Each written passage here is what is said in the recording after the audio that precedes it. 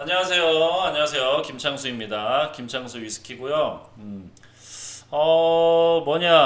좀 많은 분들이 썬토리랑 니카에 대한 질문을 좀 많이 해주셨어요. 썬토리랑 니카가 어떻게 다르냐? 최초로 만들어진 야마자키 증류소 1923년에 만들어졌죠. 그리고 11년 뒤에 만들어졌던 1934년에 만들어졌던 요이치 증류소로 대표되는 일본 위스키의 어떤 역사, 산 증인인 니카와 썬토리, 이 위스키가 두 개가 어떻게 차이가 다르냐, 어떤 특징이 있냐, 요거를 한번 설명을 드리려고 해요. 요거는 제가 옛날부터 많은 분들이 질문을 해주셨는데 이거에 대한 거는 뭐 어느 책에도 없고 뭐 어디에도 안 나와 있을 거예요. 요거는 제가 그동안 이거 일본 위스키의 뭐 식견을 통해서 정리해서 말씀드리는 의견입니다. 일단 시작을 먼저 봐야 돼요. 이 썬토리의 창업주 토리 신지로는 투자자이자 사업가였어요. 그리고 이 야마자키 증류소를 세팅했던 다케스루 마사타카는 기술자였습니다. 특히 스코틀랜드에서 스카치 위스키를 배워왔고 스카치 위스키가 최고였던 시대. 지금이야 뭐 위스키가 여기저기 많이 나오지만은 불과 한 50년, 60년 전만 해도 혹은 더 그 과거는 스카치 위스키가 전 세계에서 거의 요거인 시대였어요. 그러다 보니까 제대로 위스키를 만든다 이 꼴은 스카치 위스키였습니다. 게다가 스코틀랜드에서 배워본 다케스루 마사타카는 스카치 위스키랑 똑같은 혹은 그런 스타일의 위스키를 만들고 싶어 했어요. 그러다 보니까 이 야마자키 증류소를 같이 기술자로서 세웠지만 갈등이 생기죠. 그래서 초반부터도 그래요. 초반에 세울 때도 다케스루 마사타카는 스코틀랜드랑 기후가 가장 비슷한 요이치, 홋카이도에 세우고 싶어 했고 토리 신조로는 소비 시장이 있는 오사카 근처에 세우고 싶어 했어요. 그래서 결국 토리 신지로인 투자자의 토리 신지로의 뜻에 따라서 오사카 근처인 야마자키에 야마자키 증류가 생기죠. 근데 그 뒤로도 갈등이 좀 있으면서 다케지로 마사타카가 독립을 합니다. 그 독립해서 자기의 꿈이었던 홋카이도에 요이치 증류소를 세웁니다.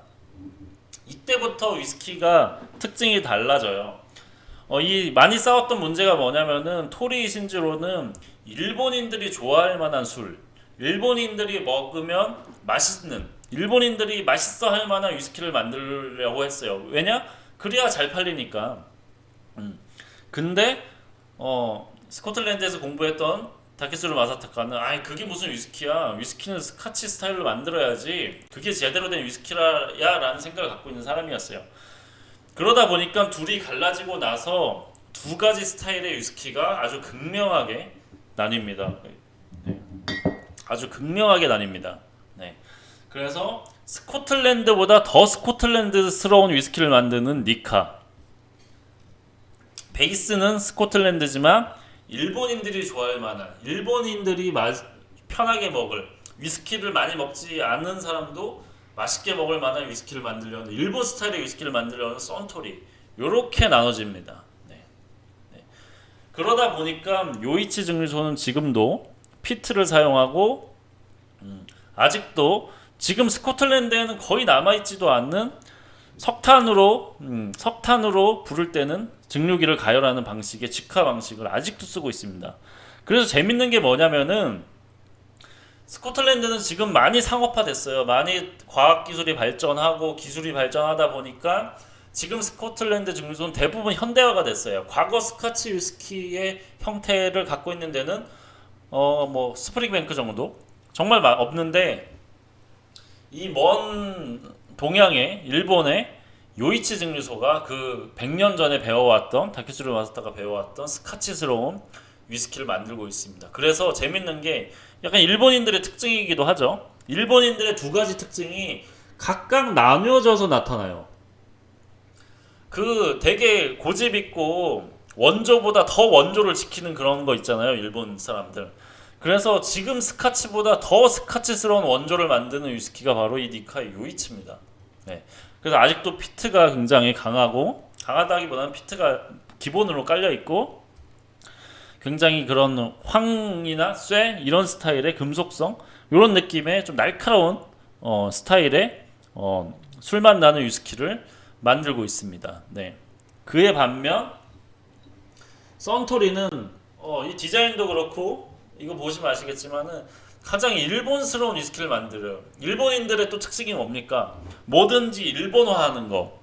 일본스럽게 잘 바꾸는 게 또 일본인들의 특징이잖아요. 그 스타일이 선토리에서 다 나타납니다. 네.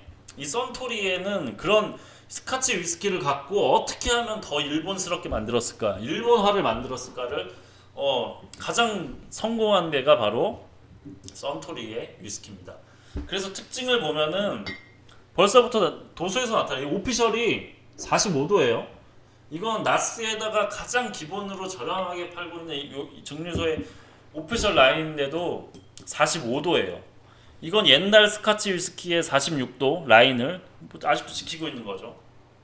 물론 얘네도 43도입니다. 43도로 뭐 그렇게 막 40도까지 떨구진 않았지만 이 요이치는 니카는 이런 식으로 굉장히 아직도 뭐 그 1세대는 다 둘 다 끝났지만 아직도 이런 전통적인 스카치 방식을 유지를 하려고 노력을 하고 있습니다.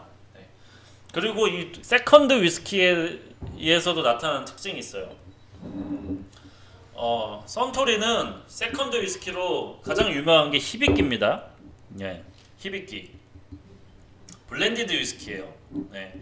그리고 일본의 오크통이죠. 미즈나라. 일본산 나무를 사용한 오크통을 굉장히 잘 사용한 걸로 유명해진 위스키가 바로 이 히비키입니다. 블렌디드 위스키고요.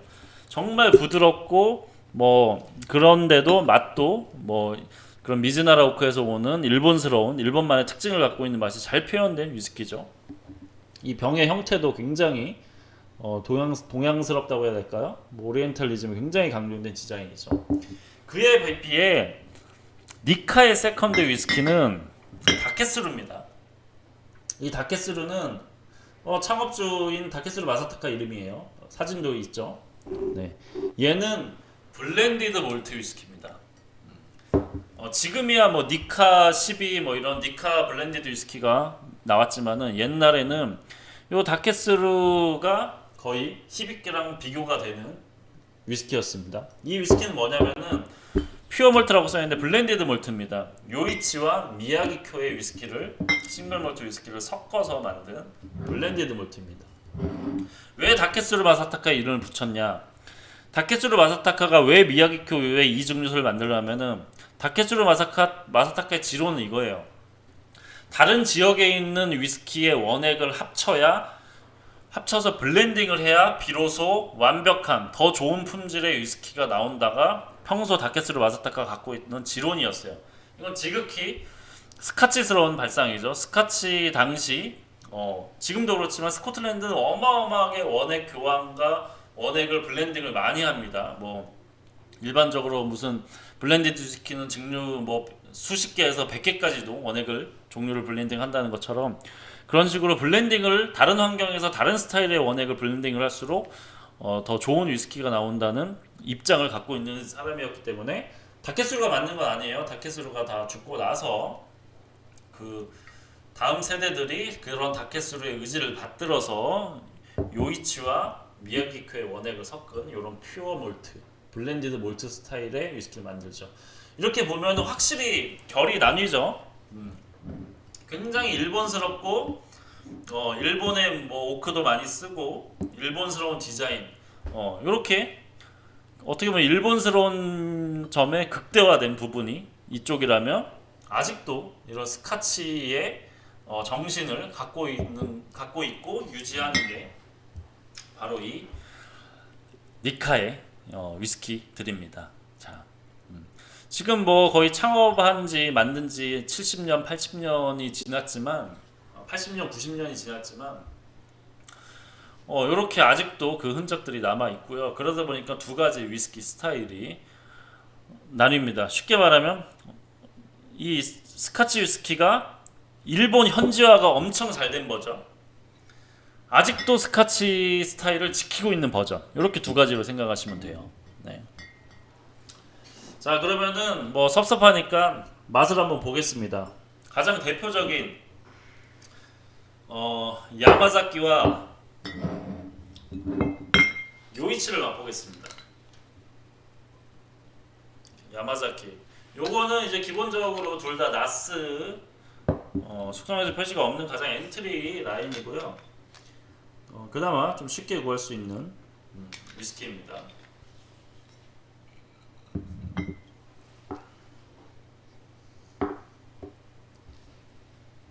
향에서부터 확 차이가 나요. 야마자키 위스키 향을 맡으면은 이거 뭐지? 좀 다른 스카치에서 맡아본 적 없는 그런 느낌.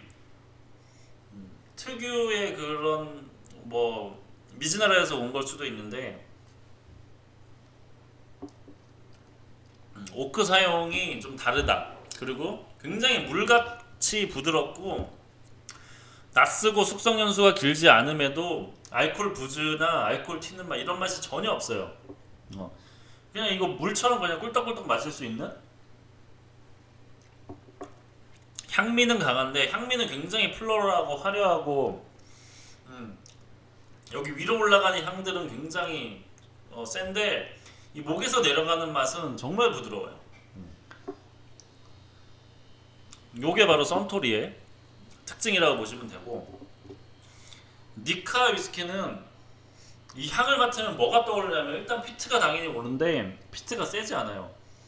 전 니카 위스키랑 그나마 비슷한 게 스프링뱅크나 약간 저기 킬커라 하이엔드 파크 약간 이런 쪽에서 나는 위스키를 마시랑 비슷해요. 날카롭고 이게 황이나 쇠 같은 느낌, 피트 느낌, 시트러스한 느낌, 스피릿 중심의 위스키라는 게 느껴져요. 그래서 요이치를 먹으면은 무거워요. 요이치는 무거워. 야마자키랑 다르게 무겁고 날카롭고 찌르고 술 먹는 느낌이 나는 위스키가 바로 요이치입니다. 은은하게 피트가 깔리면서 마시고 나면 스모키가 올라오고 목이 약간 따끔거려요. 도수는 2도밖에 차이 안 나는데 요이치는 술꾼들이 좋아할 만한 맛이라고 해야 되나? 술 먹는 사람들이 그러니까 야마자키는 좀 밍밍하다, 좀 약간 심심하다라고 느낀다면 요이치는 개성이 좀 강한 편이고 날카롭습니다. 그래서 이거는 두 가지 취향이 아마 나뉠 거예요.